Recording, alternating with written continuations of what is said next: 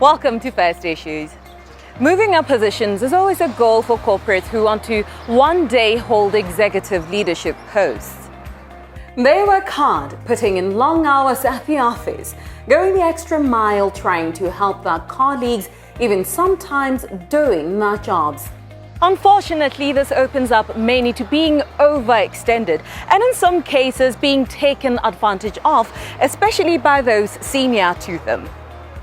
It is not uncommon to hear junior officers complain about having extra work that is not even on their duty role thrown on their desks at the last minute, with near impossible deadlines on top of their day-to-day responsibilities, forcing them to work overtime most days of the week, sometimes with no extra pay. As you can imagine, this leads to disgruntled officers, perhaps even some mental health issues in the long term. Some can say this constitutes workplace harassment, even going so far as to say it's abuse of power by these senior officers. Whatever it is, it clearly is not good for all involved, more so the organization. So how can lower-ranking officers set professional boundaries without it being at the detriment of progression in their careers? To answer that question and others related is Chief Operations Officer at Stencil Technologies, Mulibi Mapanyani. I think one of the first things that we need to look at is really what is in your professional responsibilities. And that doesn't mean that you must stick to your work, like your job description, regimentedly. It just means that in your professional capacity, the activities that you should be doing should actually be in the best interests of your organization. And so when you start to see professional obligations looking like personal favors, that is abuse of power. And when it starts to become harassment, it's when someone conducts themselves unprofessionally, is bullying you, really treating you in an unfair way. And that doesn't mean that you have to have a sense of entitlement, because sometimes that can be confused. But really what you're trying to do is make sure that you are as comfortable as possible in order to be able to do your job. Right? So when you're unable to do your job, or when you're doing things outside of your job, that is when you're starting to cross the lines into abuse of power or workplace harassment. That's the fundamentals of it. I want you to make it very clear what those instances could be. Perhaps maybe giving example of what abuse of power would look like, or being harassed at work. When we're talking about what your workplace duties, we're talking about things that are driving your organization forward, right? So abuse of power can look like an officer being told to go and collect somebody's laundry. Right? Like, these are the types of, it does happen on occasion, and sometimes as a PA or something like that, your job is to clear up clutter or clear the path for a more senior officer. But you just need to be sure that the activities that you're partaking in are actually beneficial to the organization and not beneficial to an individual beyond an organization. So when they say any other assigned duties, those duties need to make sense, right? And what can also happen is you can end up filling 3 roles in one, and it's too much for you, right? And that falls under assigned duties.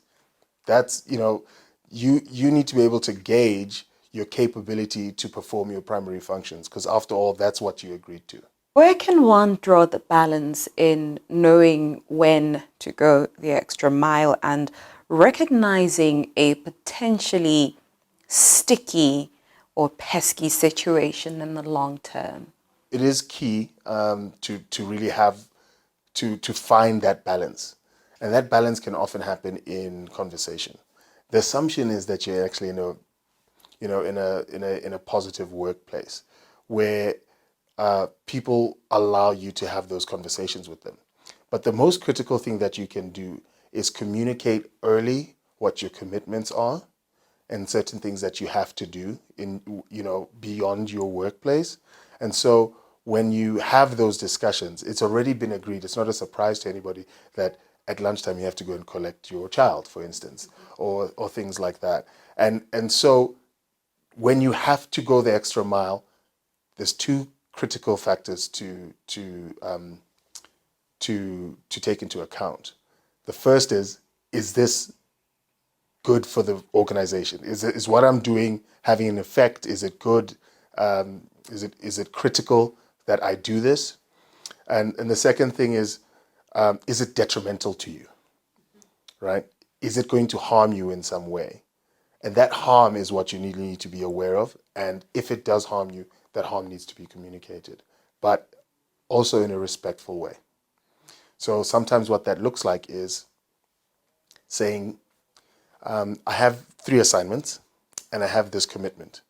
I cannot do that all in one time. Which should I prioritize? I don't know if you've answered my next question, but we're talking boundaries, right? And it's very important to have them no matter the setting. But in the case of a workplace environment, how can you set those boundaries, especially as a junior officer or somebody who's starting out in their career? How do you set your boundaries in a way that would not be considered that you don't want to be a team player, or you are being insubordinate, or you're just being difficult?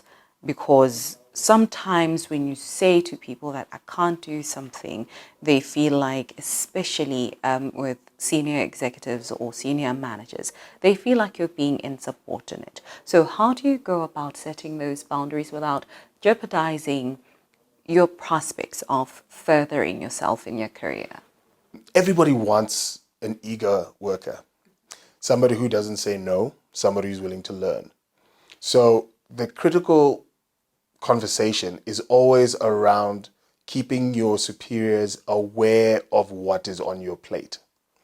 So every time you get a new assignment, give an entire list of what it is that you've been tasked with over a certain period of time, and make sure that they set the priorities for you. Once they start to trust you, they allow you to set the priorities for yourself. But the critical thing here is trust. It's your job to develop trust with the people that you work with. And so you need to show eagerness and competency so that when you do come up to a boundary, that person knows that you really mean that boundary, because you've shown a willingness to go beyond what is required. I don't know if that makes sense. If you're consistently setting your boundaries too close, right, within yourself and working within yourself, a person may not have the faith in you to be able to set true and proper boundaries. And that's the difficulty in the workplace. We all have to get to know each other. We all have to get to know what's required. So make sure that you communicate clearly, you demonstrate the willingness, and then when you're not capable, communicate that as well. You've just spoken about setting your boundaries too close. Perhaps you could explain what you mean and how you can then go about setting proper boundaries that are not too open but then not too closed off. What we can't be afraid of is growth, personal and professional growth. So some people will set those boundaries within themselves so that they're never challenged to grow. And that can be for a number of reasons. It can be fear of making a mistake. It can be lack of self-esteem, those types of things. So if you have the mindset that you can do, or at least you're willing to try, you won't set your boundaries within yourself. You will be able to see what it is that you'd like to achieve. But critical to that as well is communicating what your individual goals are. And a good leader will align the company's goals with yours so that when they challenge you, it's easy to draw a line between that challenge and what it is that you'd like to achieve. Speaking of leaders, ultimately, they also have a role to play in ensuring a fair and healthy work environment. So what skills would you say they need to develop for them to be that which is needed for that to happen? leaders have a big challenge. They need to be empathetic. They need to communicate. And communication is not a one-way street. And so it's a transmission and reception. So you need to communicate, make sure that your communication has been received in the way that you intended it, and then also allow yourself to receive communications in return. So that communication element is it's a difficult skill to learn over time, and it will make all the difference because it creates a safe work environment where people are comfortable working, and it also allows you to hone and improve your own skills in order to be able to get the most out of the people that work with you.